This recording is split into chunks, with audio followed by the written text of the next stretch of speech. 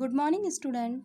आज हम 7th class का ज्योग्राफी का चैप्टर 2 इनसाइड आवर अर्थ पढ़ेंगे। मीन्स हमारी पृथ्वी के अंदर, और ये जानने का प्रयास करेंगे कि हमारी पृथ्वी के अंदर कितनी लेयर्स होती हैं, किस तरह से वर्क करती हैं, किन नामों से जाना जाता है और क्या क्या उनके काम होते हैं।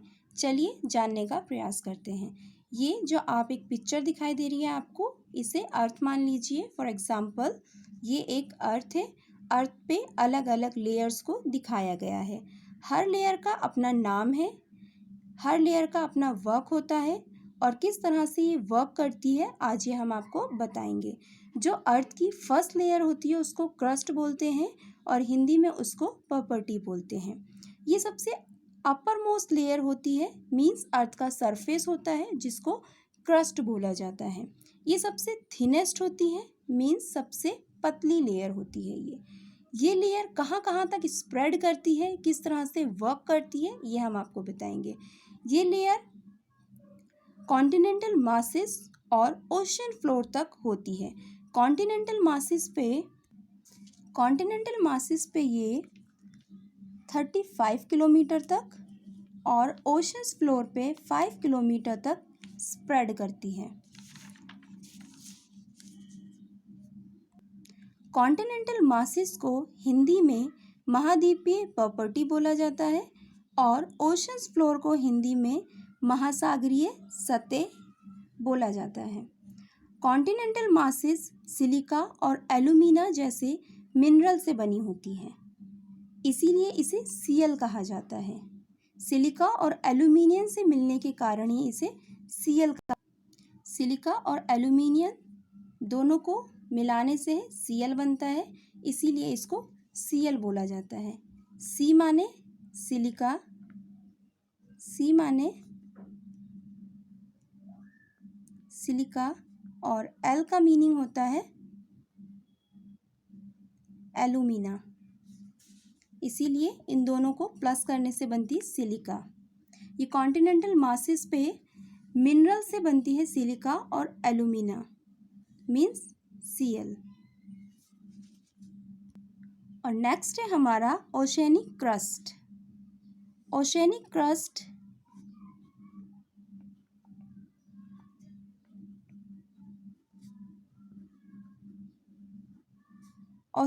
क्रस्ट इसको हिंदी में महासागरीय प्रॉपर्टी भी बोलते हैं।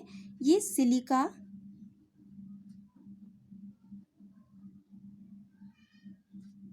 एवं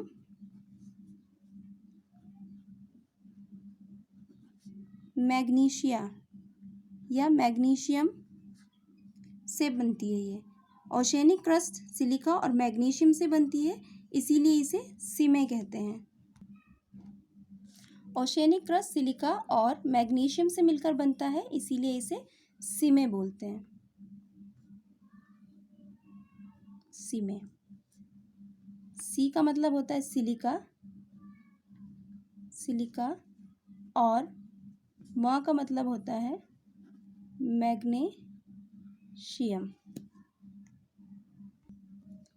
अब नेक्स्ट है आपका क्रस्ट के बिल्कुल नीचे मेंटल होता है।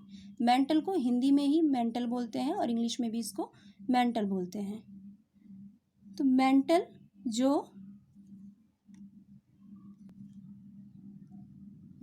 की जो गहराई होती है ये 2900 किलोमीटर तक फैली होती है। मीन्स जो इसका स्प्रेड होता है वो 2900 किलोमीटर तक होता है।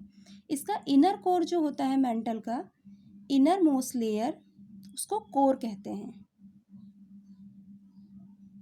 ये इसकी रेडियस को, मेंटल की रेडियस होती है, और रेडियस की 3500 किलोमीटर तक इसकी रेडियस होती है।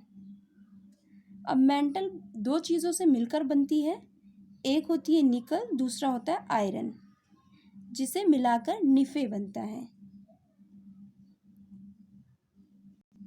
निफे,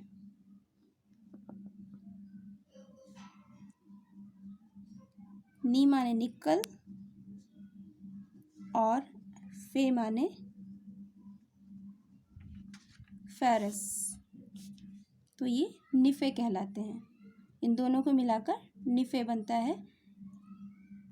इस तरह से हमने पृथ्वी के अंदर कौन कौन सी लेयर होती है और किस तरह से वर्क करती है ये जाना।